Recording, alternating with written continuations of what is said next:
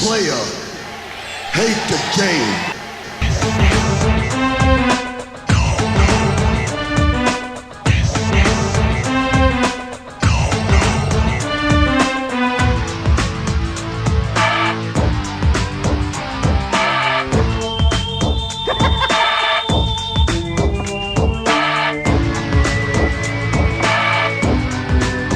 Welcome to the Smithcast. Time for another episode, and I'm so glad to be with you once again. Now it's actually time for us to get into the sports edition of our show. Last time I was with you, we had the ministry edition, and now it's time for the sports edition. And so much to get to. So much to get to when it comes to NFL free agency, when it comes to the NBA, when it comes to boxing, when it comes baseball season starting up. Even though I'm not really a big baseball fan per se, but I am. It's a sport that I do like and am interested in. It's much. I always thought it was much better in person than it is in real life. But hey, it's just me. It's my show. Get to say what I want to say. So, and also we got to talk about WrestleMania. WrestleMania is coming up April 6th. I got the network. I'm enjoying the WWE network. It's gonna be great, and I'm really hoping that everybody gets a chance to really see what I think is gonna be an awesome card. But first, we gotta get to what's going on in the NFL because the whole landscape really has changed in regards to, I guess, the balance of power. I mean, you see Denver. Denver made a whole lot of moves. I mean, they picked up DeMarcus Ware. They got rid of Eric Decker, which initially I was kind of surprised by because for me, Decker was producing. I mean, the guy was catching balls. He was scoring touchdowns. You know, outside of Demarius Thomas, I really thought that he was a key part of their offense. But when you've got Peyton Manning at the helm, he can make anybody great. I mean, when he was in Indianapolis, he made a household name out of Austin Collie. Even though, and then when he left, Collie wasn't the same guy concussed. This really wasn't the same type of receiver. But when Peyton Manning had a hold of him, the man was just doing awesome, awesome things. And so it's interesting. But see, the thing that the Broncos did that I like was they got a good, capable, younger wide receiver to replace him in a Emmanuel Sanders.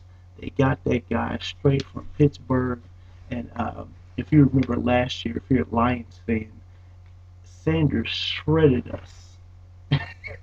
He shredded us a lot for big plays down the stretch during their comeback against us because we were winning. We were doing okay, and then we could not stop the complete passes from Roethlisberger, Ben Roethlisberger to Sanders, and that ultimately was our undoing.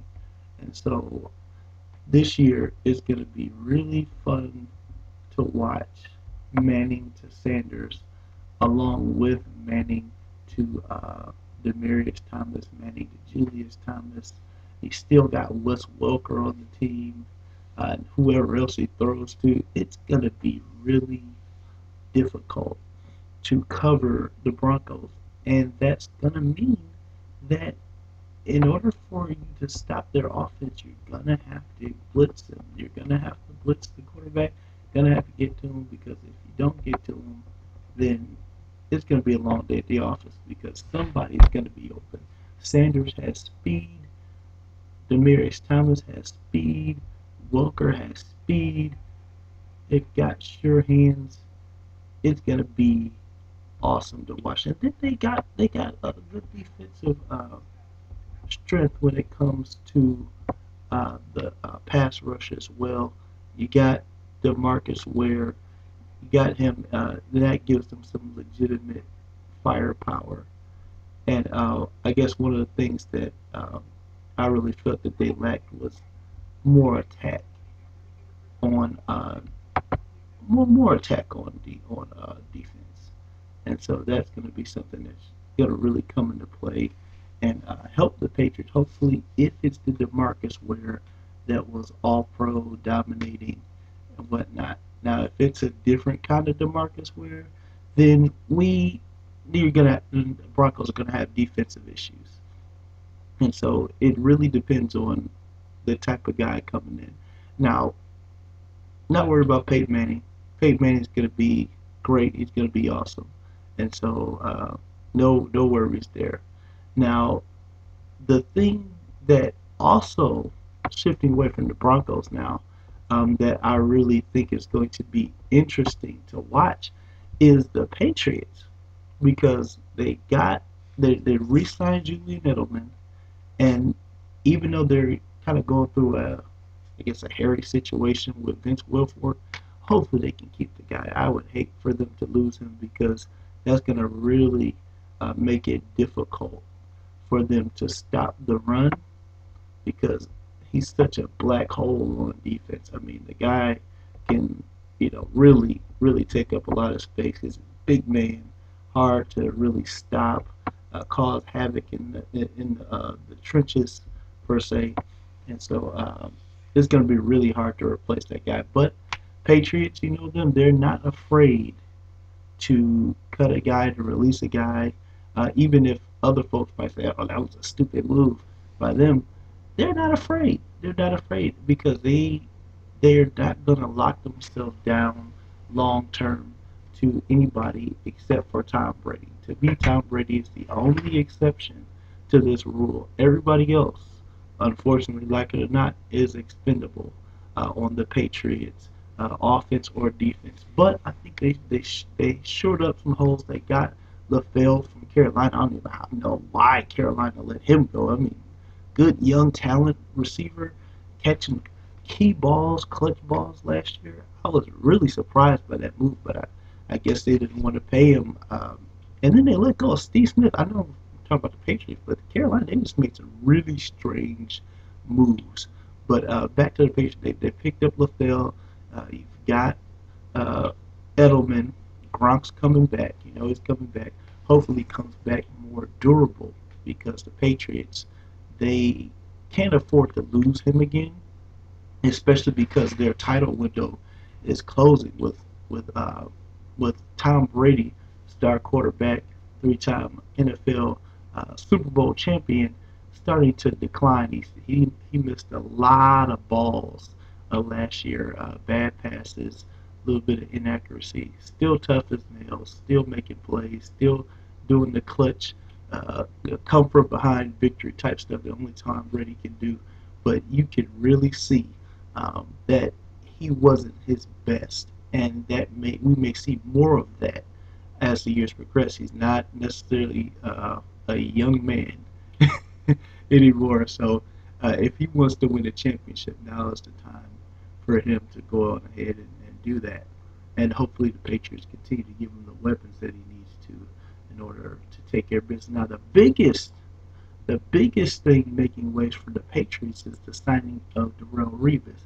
The thing with Darrelle Revis, Revis Island, he shuts down passing on his side of the field. You quarterbacks rarely throw on the side of Darrelle Revis, because they know he is so capable of shutting down plays, picking off passes, and really just disrupting the whole offensive flow. And so that's going to actually be really key for the Patriots if he can stay healthy, if he can play at the high level that he's expected to play at. That's really going to help New England, especially in tough games. New England, when they don't dominate, most of the time New England wins sloppy, and Reeves is going to help keep them on the winning side, because either he's going to force the quarterback to throw a bad pass and maybe force something, or they're going to challenge him and he's going to come through and make the play that needed for the Patriots to win. So it's really going to be great to see. I'm looking forward to seeing how LeGarrette Blount plays out. The thing about the Patriots running game, to me, the Patriots running game is the most, I guess, interchangeable out of any position, because it seems like there's a new guy that they turn to every year. And you see a whole lot of turnover in that position. So it's going to be interesting to see if little Garrett Blount can follow up that great season that he had last year, because he really showed out, and he really gave the Patriots a huge pick me up, especially when guys started going down left and right. It's like, who could you turn to? Offense kept changing, but Blount gave them some much needed offensive pick me up. So hopefully there's more of the same there.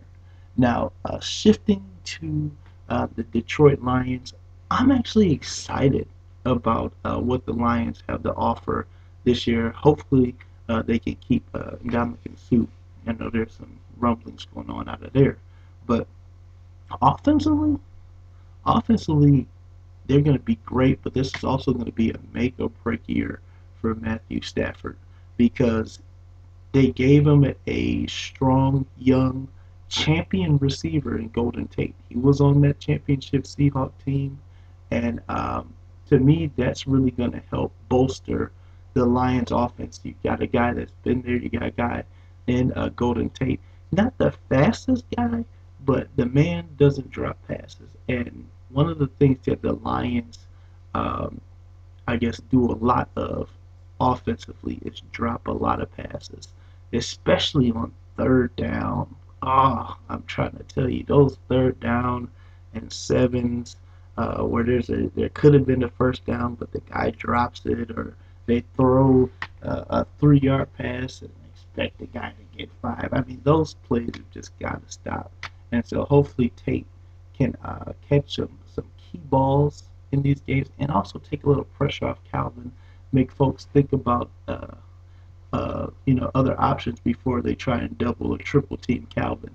And if Golden Tate can do that, then that's actually going to help Calvin have more opportunities to catch some passes, and not take so much punishment. I mean, the guy gets triple team, double team, gets jammed up at the line a lot, beat up, pushed around, and he picks up injuries a lot, but it's because of the pressure that they're putting on him, because he is Megatron and he can still catch over 3 guys. So hopefully Tate can do that. They re-signed Pettigrew. I didn't like that, because I just don't think Pettigrew can really contribute positively to the Lions. To me, his time here has been marred with drop passes and just really screwing up on plays when they really need him to come through. And you can't have that, especially when we're trying to win games. They fired Schwartz because he got him close, but he couldn't get him over the edge. And to me, Pettigrew is part of that issue, where he just doesn't come through. When you really need a play, when you really need a guy to catch a ball, he just doesn't come through. And as a tight end, you're going to be open more times than not. And because you're a bigger guy, you really have a chance to cause matchup issues. But if you can't take advantage of them, then you just become a liability on the offensive position. So hopefully he takes this re-signing as a opportunity for him to be better. A whole lot going on. I actually just checked out today. Matt Schaub was actually traded to the Raiders from Houston for a draft pick. And I guess really you're not losing a whole lot, or to me, really gaining a whole lot. I mean, the Raiders, they get Matt Schaub, big deal. Ooh. What's they gonna do? They're still gonna be bottom feeders in the league, just because to me the Raiders just don't have enough collective pieces yet to make an impact, and they still make a lot of mental disciplinary, poor discipline mistakes, and until they get that short up, they're still going to lose games. And to me, the new interception king is not going to help bolster the Raiders' offense. I could be wrong, but I just don't see it. I think it's maybe they're using it as a trade chip for something else down the line, but I wouldn't be putting much confidence in Matt Schaub if I were the Raiders. It's just me. I would do it, especially after the season he had last year. I was surprised he got a deal. But hey, if you're gonna go somewhere, you gotta go to the Raiders if you're gonna try to redeem yourself, because they they're a team in need of redemption. Now, in an interesting move, I guess it's not surprising. Jets they cut Mark Sanchez. Sanchez he kind of wore out his welcome in New Jersey, but they picked up Michael Vick, which to me could actually be a surprise good move. I actually thought that Michael Vick, when he wasn't hurt, of course, could he could win ball games, but the problem is the Eagles' offensive line was one of the worst in the league last year, just in terms of protection when it came to Michael Vick. It was people criticized Michael Vick a lot. Oh, he's erratic and he can't do this and he wasn't effective. And to Nick Foles' credit, Nick Foles showed out and he really played well last year. But I also believe that they didn't give Mike Vick a shot because you can't get a throw off if the guy is getting hit by linebackers, and I mean it's just not right. They were just the offensive line was just extremely porous, and so hopefully Vick can have better success with the Jets. I believe the Jets have a better offensive line. It's not great, but I believe they've invested more in their offensive line, and so he should have a little bit more time to get the ball out. Of course, I'm saying this because if Michael Vick is going to the Jets, really one year, $5 million, he's not going there to sit on the bench. Geno's going to sit down. I mean, we saw the Geno Smith experiment play out big time last year. He's got huge upside, but he's still pretty green, needs a lot of work, and he's got to put together some consistency. And so, to me, a year learn under Mike Vick, which is kind of like your wheelhouse. The wheelhouse for Geno Smith is in that range of Michael Vick. So see a seasoned guy like Michael Vick who can make plays with his feet, got a strong arm, throws a rope type pass. So see how he can play, then try to emulate that. Let Mike mentor you a little bit, and he'll be fine. Geno Smith will be fine. I actually think Geno has tools to be a pretty decent quarterback. So it's interesting to see how that's going to play out. Just so much going on. I was actually surprised. I didn't know this happened, but the Colts they got an actual strong weapon for Andrew Luck. They got Hakeem Nicks away from the Giants. And to me, when I heard that, I was like, what? Because Nicks can catch. He's had injury issues. He does get bitten by the injury bug a lot, but to me, that's a huge signing because outside of Reggie Wayne, the Colts really. Oh, and T.Y. Hilton. Gotta say T.Y. Hilton. T.Y. Hilton showed out, but outside, and Reggie Wayne was hurt for the year. But outside of a returning Reggie Wayne and the emerging T.Y. Hilton, they really don't have many weapons offensively from a passing perspective. And so Nicks is going to give them that much needed third option wide receiver to really help them stretch out their offense a little bit, spread out a little bit, cause some more issues for opposing defenses. Because if you've got another athletic wide receiver out there like a Hakeem Nicks who will go and get the ball and make it tough for defenders, you have they have the opportunity to really put up more points. Last year, sometimes the Colts they struggled to score, and Andrew Luck kind of had to work some miracles a couple of times.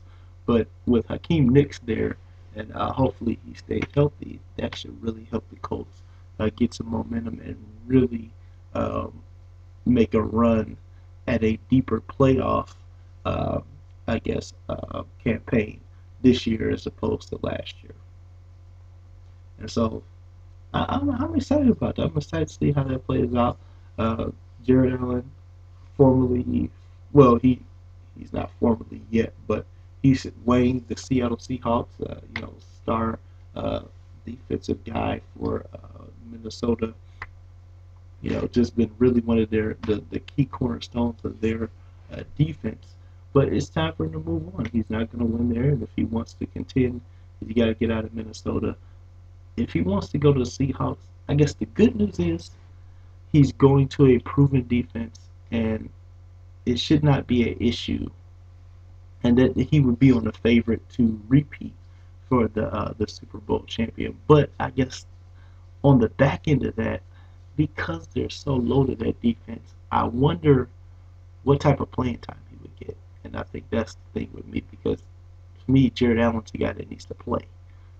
He needs to really be a focal point of the defense. And if you're going to leave a position where you had a whole lot of pull, whole lot of playing time, to a position where you got to compete, and you may not beat out some of those really tough, hungry Seattle guys on defense, it's going to be interesting to see how that goes. And so for me, I really think he needs to look at those other offers. Even though Seattle is defensive, minded, I just don't know if he wants to play.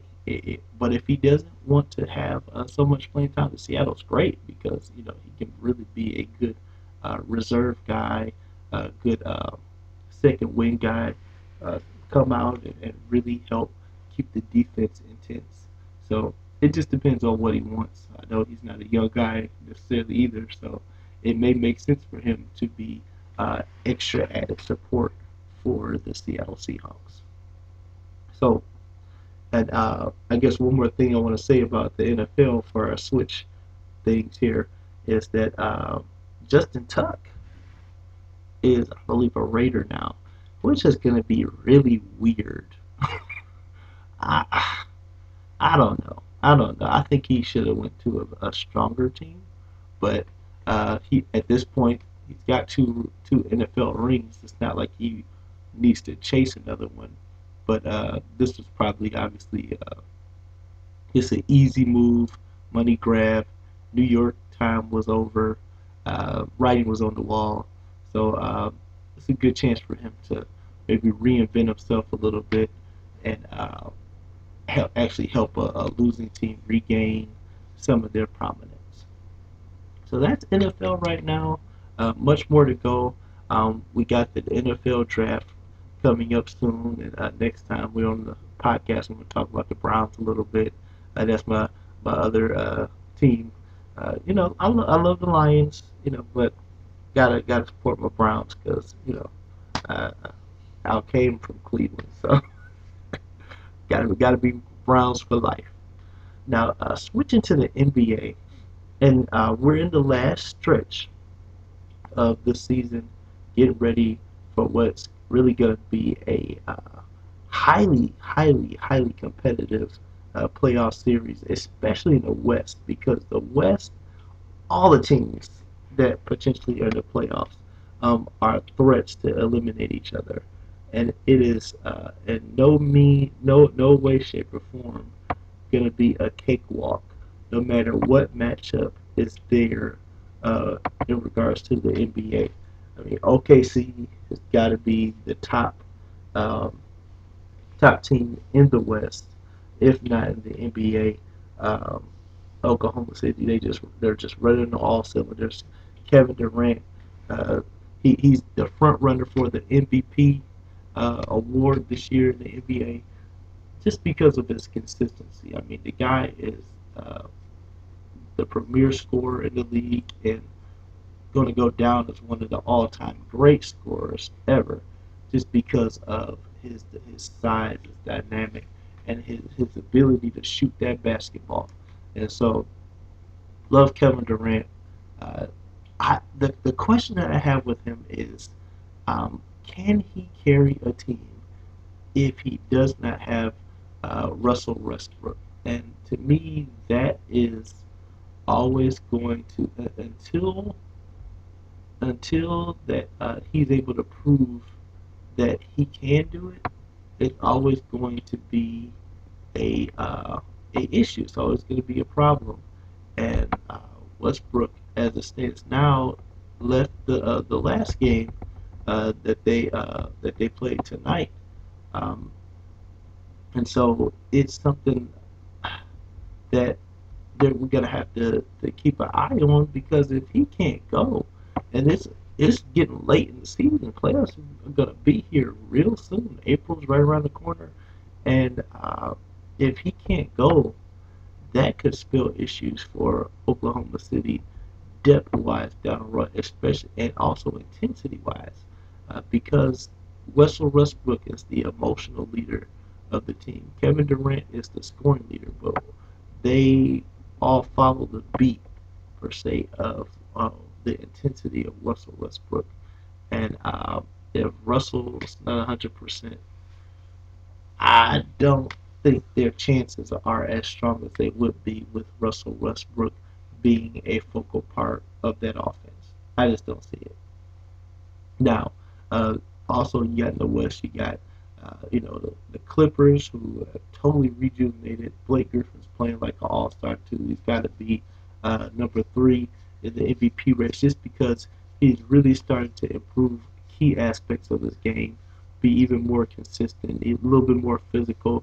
He's still got a way to go in terms of using his athleticism for more than dunking, but he's really starting to be more than just a one-dimensional player. And as he continues to develop, he's really going to be a problem in this year's playoffs. They're not going to get embarrassed like they were last year. And so I really think Clippers, they got a shot. They got a shot to contend for the title as well. So you got them, you got Golden State. Golden State stuff, because they're fighting for their playoff lives, just because of their inconsistent play. Sometimes, when their shot is on, you're not going to beat Golden State. But if they're having a so-so day, because they don't play necessarily the best defense in the world, you can take out Golden State. They've blown a lot of games this season that they're actually probably going to regret, especially if it comes down to a situation where they may or may not get in to the playoffs. And I hope they don't drop to the 8th seed, or have to fight for that 8th seed, because it's kind of like history is against them in that sense. And it would be such a shame to blow such a great season from Stephen Curry just because of inconsistent play. So you got them, you got San Antonio. San Antonio's going to be there just because they're loaded with uh, marquee players, and players that just know how to play the game of basketball. They're smart, their IQ's high. They really try to beat you with fundamentals. Not a whole lot of flash. They'll show some flash sometimes, but not a whole lot of flash. Just grind out every possession, make the right decision, and they will beat you. But they're also getting older, and the trouble with San Antonio is injuries, especially with Tony Parker and Tim Duncan. Get little nagging injuries here and there. Mano had a tough season last year, and you kind of need him to really play better in the playoffs this year. To me, if San Antonio is going to have a strong case, to make a strong case for the title, or for a rematch, for to get back to the NBA Finals. So maybe if Miami can get there, then they can have a rematch. That's if Miami can get there. That's another story that we'll talk to in a sec. But uh, San Antonio, they've got a chance just because they're such a consistent team. I would not put it past them to outlast and outplay a Clippers team, or even the Oklahoma City team, if the right if the right pieces are in place, if everybody's healthy.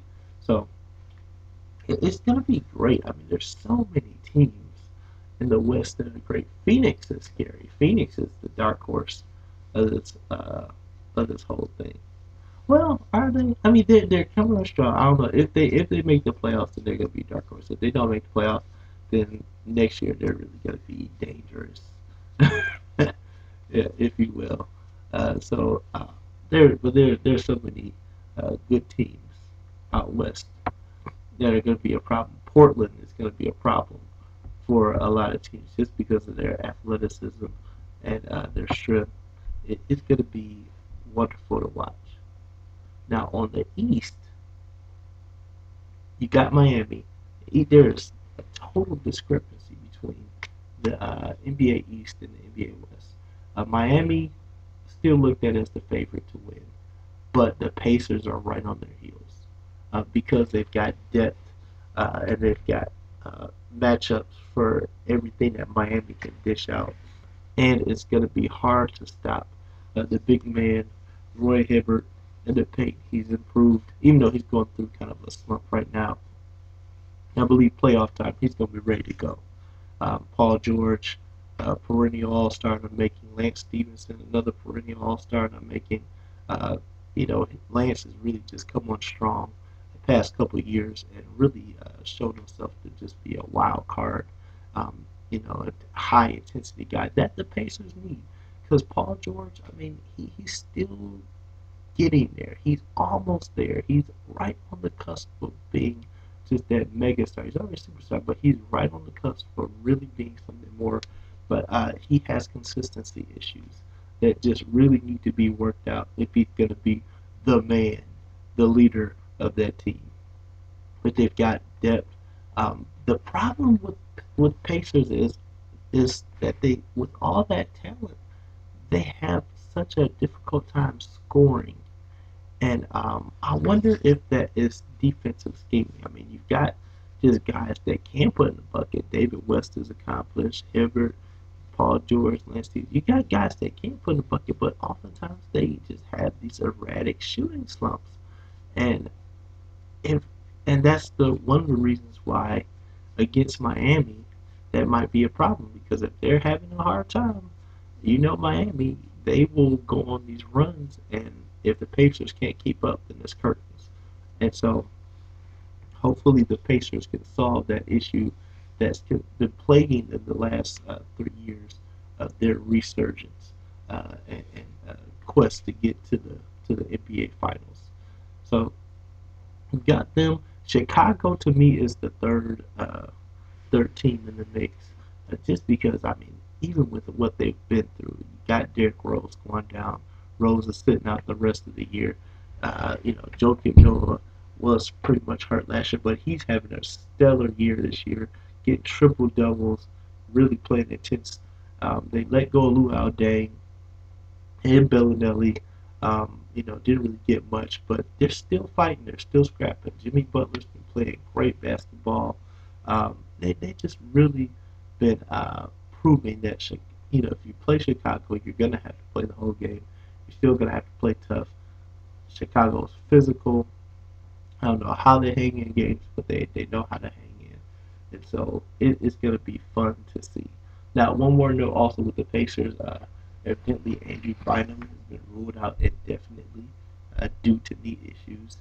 That was a skeptical signing anyway, but to me, that could complicate them trying to neutralize the Greg Oden thing going on in Miami right now, where Oden is really trying to get his bearings back. They're still trying to figure out how to really get a role going on with Oden in the offense, but Oden has been contributing, and to me that is a great sign, especially with the playoffs approaching, because every little bit counts. You get 6 to 8 points from Greg Oden, even if it's 5. I mean, and you get some rebounds, get a couple blocks, get some altered shots. To me, that's a good day at the office. That's a real good day at the office. So hopefully Greg Oden continues to improve. The weird thing, and I know going right into Miami, the weird thing about Miami is they are on a slump scoring wise. I mean, LeBron is having really low scoring outings, except for the 43 that he hit a couple of days ago.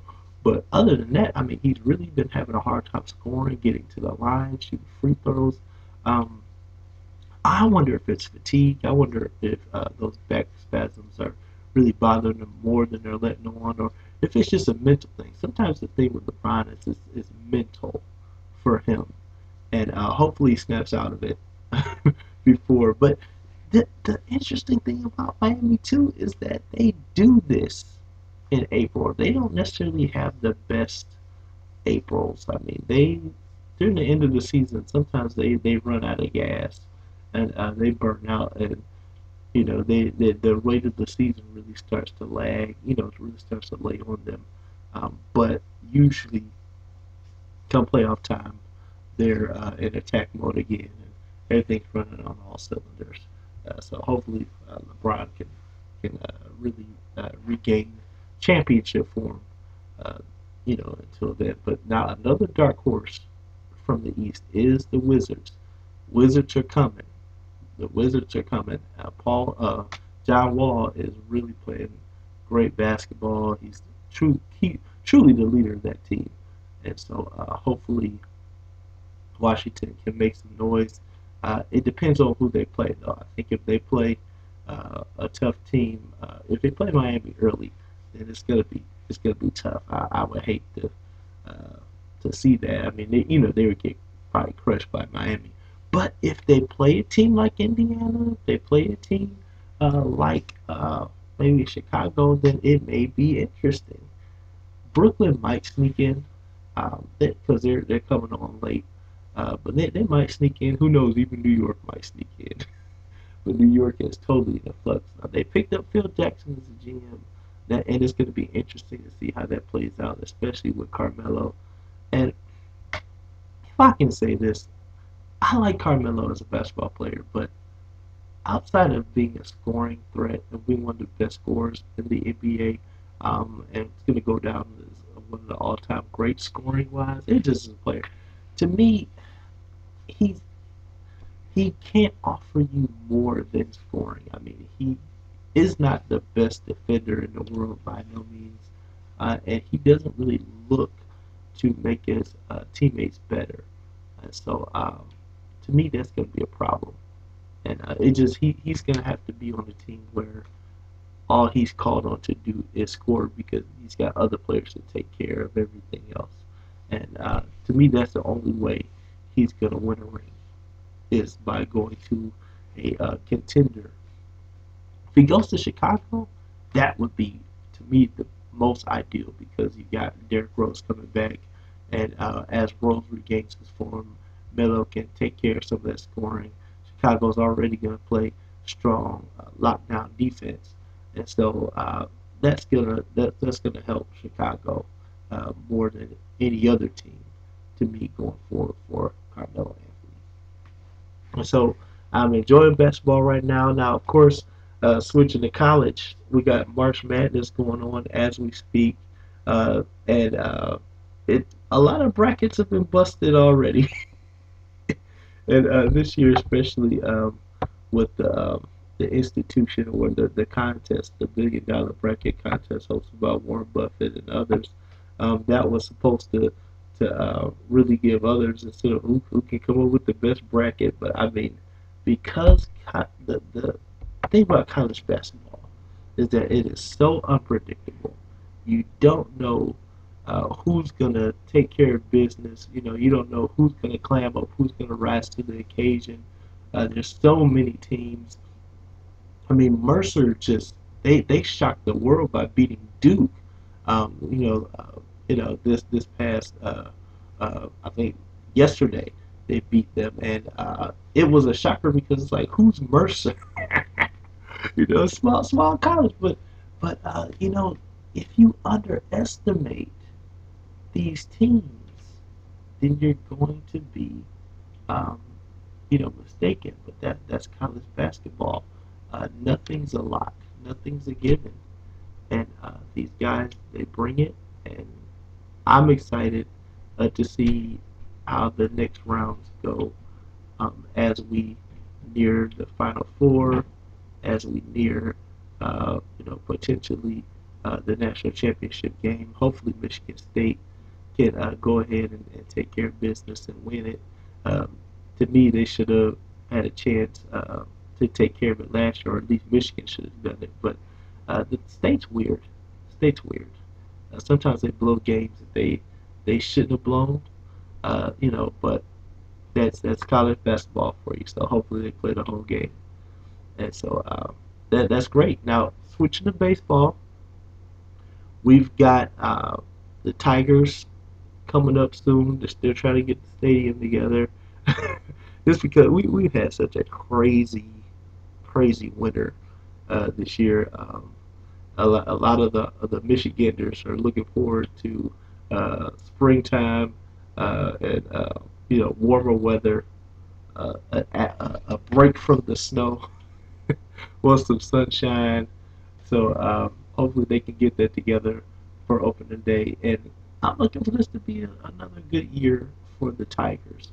Hopefully they come out and their pitching uh, holds strong, and that hopefully their bats are more consistent. Because last year it was a little bit of a disappointment because there were inconsistencies batting wise, and some of those games we just didn't have it. And I believe one of the reasons why we traded Cecil Fielder was because Fielder just really wasn't giving them the batting production that they really needed to give them. I mean, Miguel Cabrera was doing great, but outside of him, I mean, other players were playing good, but it's just you really needed a collaborative team effort. Now they still went far in the playoffs, but we were really hoping that they were going to take home, the championship, and they just couldn't get there this year.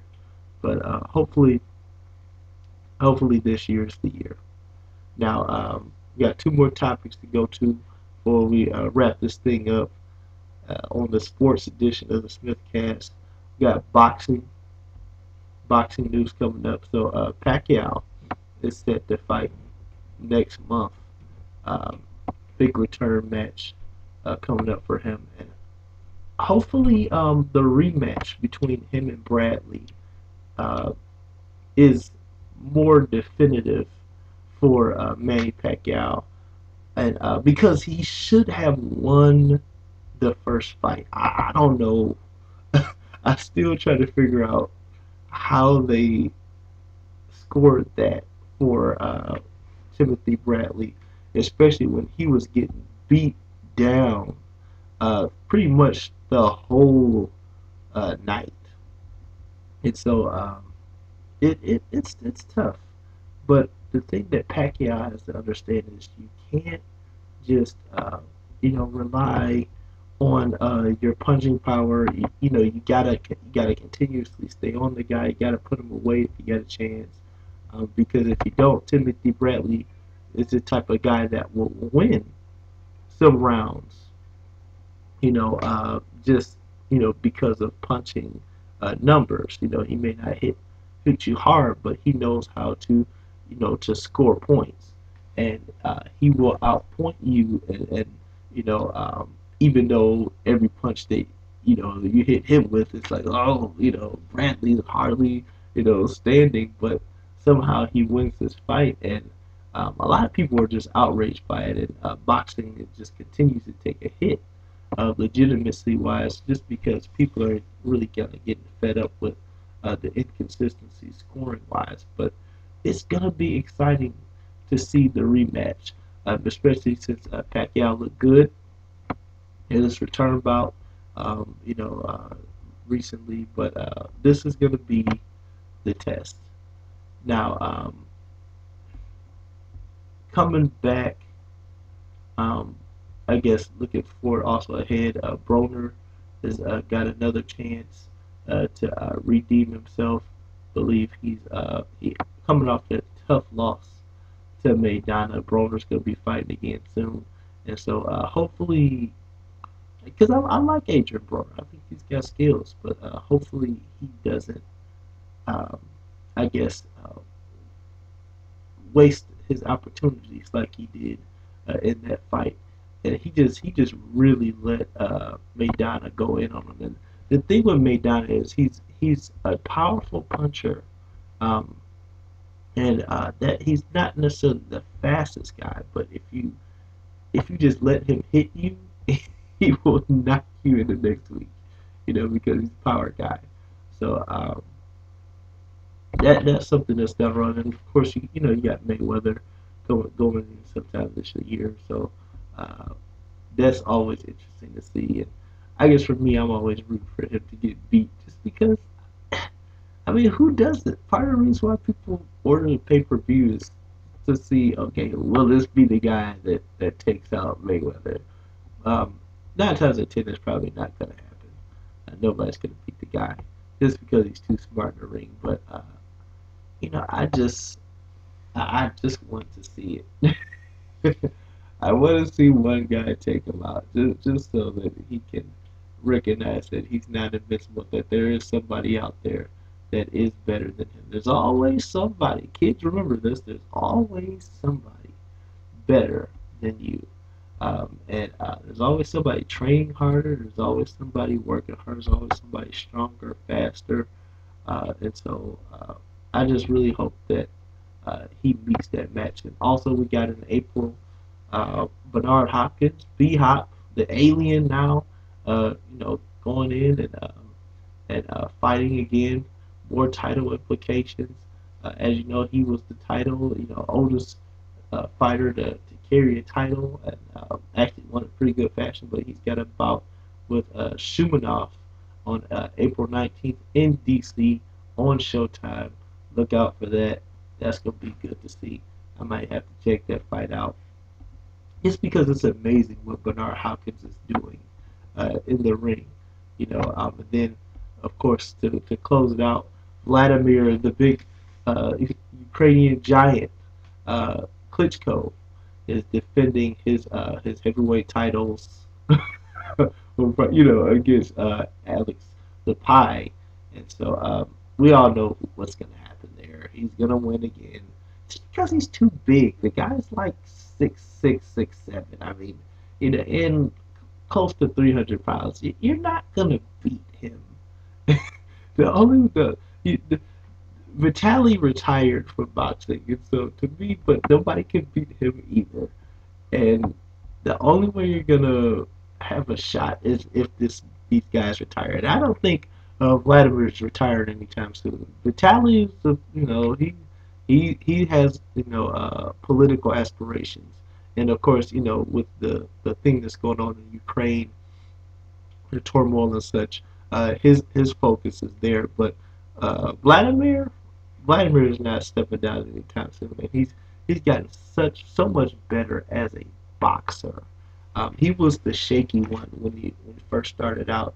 Vitaly was always consistent, but Vladimir was the shaky one. His chin was suspect, but I believe the late Emmanuel Sanders really had a strong effect on him, really gave him some boxing acumen, and so he's just crushing the competition. Now, there's no challenge, and to me, that's going to be the thing that's going to really resurge the heavyweight division if he gets a real challenge. So somebody that can test him, put him to his limits, not be, I guess, frightened or taken aback by his size, but can really come at him, take some punishment, keep laying in, and give him some punishment as well, and really just stretch him. And so that guy has yet to show themselves yet, but I know they're there. And so finally, we're going to talk about WrestleMania. WrestleMania 30, big time main event. I'm a lifelong wrestling fan, and so to me, it's an awesome culmination. 30 years of WrestleMania, big time events, and it wouldn't be WrestleMania without Hulk Hogan. What my all time favorite wrestler, just bar none.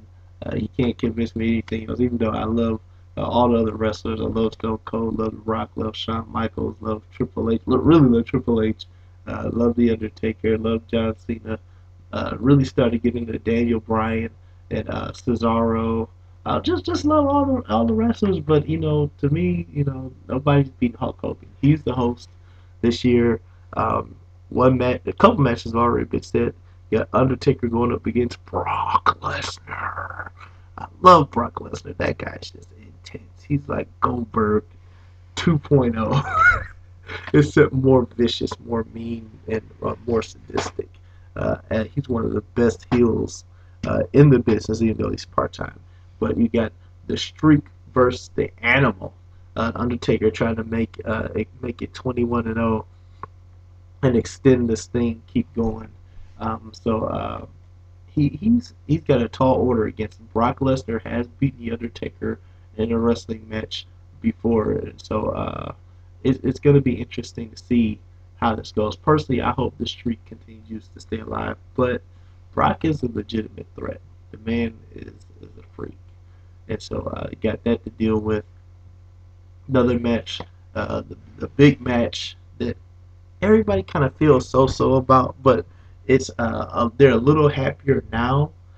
Is the kind of two-part WrestleMania match. You got the first early match. You got Triple H going up against Daniel Bryan for the right to. It's a grudge match, but it's also for the right to be inserted into the undisputed championship match between Batista and Randy Orton, who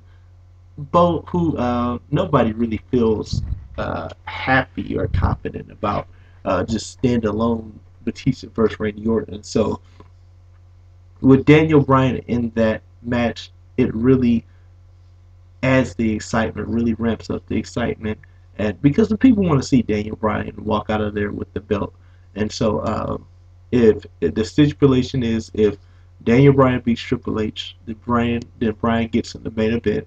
Now, the stipulation that was just added was that if Triple H wins, Triple H gets inserted in the main event. But to me, somehow, some way, even if Daniel Bryan loses the match against Triple H, he's getting in that final match somehow, some way. So they're not gonna leave WrestleMania without Bryan contending for the title. And so we know that. Now, another match that's been made is John Cena versus Bray Wyatt. And these two are really starting to go in on each other.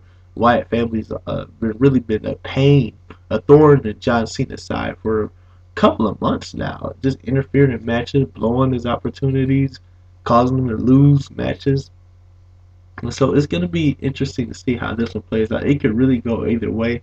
But to me, it makes more sense for Bray Wyatt to win this one than for John Cena to win it. Just because I believe that John Cena is just always on this tightrope of he could turn heel at any moment, or he can stay face. But it's just, to me, it makes more sense for him to lose that match than to actually beat Bray Wyatt. He can beat Bray Wyatt, but it's going to be interesting to see. So much more coming up on WrestleMania. It's gonna be great. The WWE Network is wonderful. I'm enjoying it. It's only $9.99, and you get so much content. And because it's not just WWE, it's ECW, it's WCW. A lot of matches, a lot of old school matches.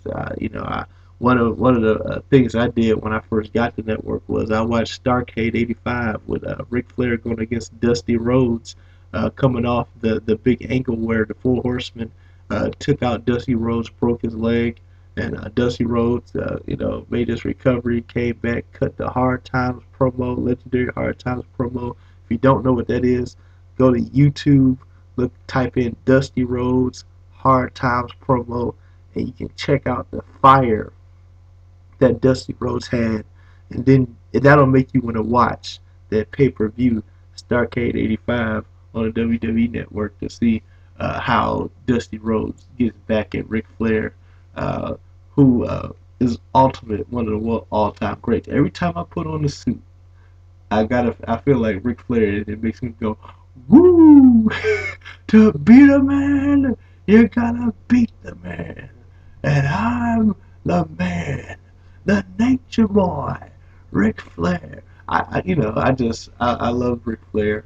Just one of the best heels to ever do it. It's just one of the best wrestlers. I mean, the guy can go an hour, great endurance. He could talk like few wrestlers could, and he had the style to match it. Great physique in his younger days, and he's awesome, great guy. But so that's wrestling, and that's the end of the first sports edition of the Smithcast. You can join me next time. Be recapping more sports, more wrestling, and maybe even down the line get some interviews in, get some other folks to talk with me sports wise, get their opinions. So it's going to be fun. And thank you for tuning in. God bless you, and I'll catch you next time.